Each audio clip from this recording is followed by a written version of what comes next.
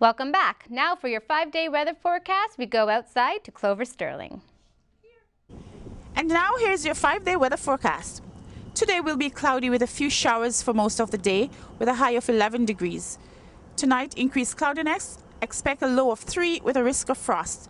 Thursday will be cloudy with a 60% chance of rain in the afternoon and evening. There will be a high of 12, a low of 3.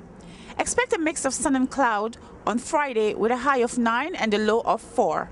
Saturday, there will be an increased cloudiness with a 60% chance of showers, a high of 10 and a low of 2. Sunday, expect more showers. It will be windy with a low of 10 and a high of 15. And that's it for your weather forecast. Now back to the desk. Thanks, Clover. Turning now to international and national news. A Canadian Forces intelligence officer has pleaded guilty to 3 spy-related charges in Halifax. Sub-Lieutenant Jeffrey Paul Delis has been charged with breach of trust and 2 counts of passing information to a foreign entity. Delis, a member of the Royal Canadian Navy, allegedly sold information to Russian military intelligence. It has been reported when Delisle wanted to stop working with the Russians, they sent him a picture of his daughter walking to school. He could face a 5-year sentence under the Criminal Code or life under the Security of Information Act. Sentencing hearings are scheduled to take place January 10th and 11th.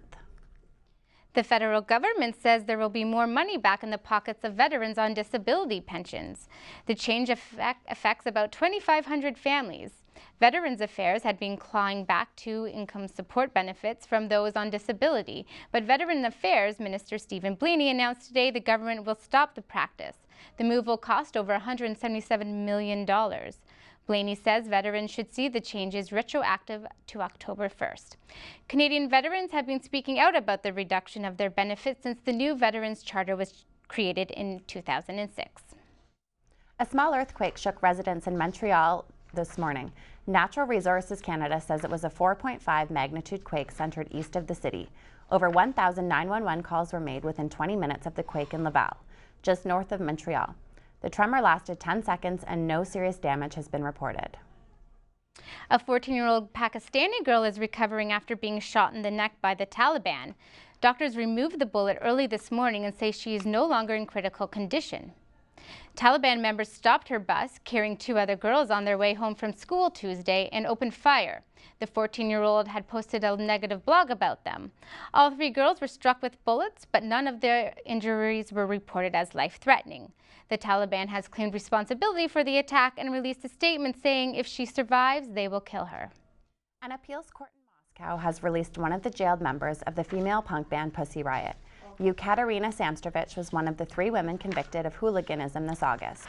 In February, the women performed a song asking the Virgin Mary to save Russia from President Vladimir Putin. The event took place inside Moscow's main cathedral just a month before Russia's most recent election. The court ruled Samstrovich's sentence should be suspended as she was thrown out by guards before being able to perform. The sentences for the other 2 members have been upheld. And now with your sports news, here's Tyler Hunt.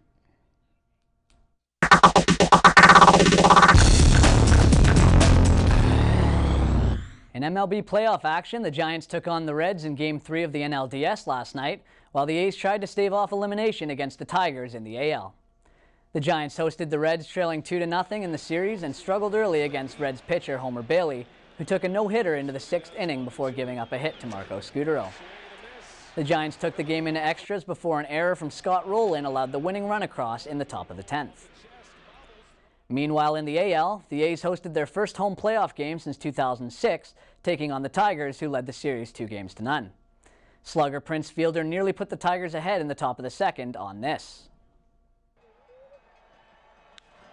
Jacks one out towards deep right center field. Coco Crisp going back onto the track. He leaps and Crisp in right center. He's got it! What a catch by Coco Crisp! Coco Crisp's home run-saving catch helped secure a 2-run lead, and A's pitcher Brett Anderson pitched 7 shutout innings for the A's. Seth Smith's home run added the insurance, but the Tigers failed to score a run as the A's cut into the series lead 2-1 heading into Game 4. Over to Humber Sports, where both the men's and women's soccer teams are gearing up for the OCAA Provincial Championships. The men played their final regular season game last night, defeating the Fanshawe Falcons 3-2. The win brings the Hawks' overall record this season to 7-5. The women take their turn against Fanshawe tonight and will look for their 8th straight win with a 9-3 record on the season. Both teams will look to repeat as champions when the OCAA Provincial Tournament kicks off this Saturday. 2 Humber Hawks have been named to the CCSA National All-Star team. Shauna Niskanen was selected as the top player at second base, while Shelby Robley was named the top pitcher in the CCSA.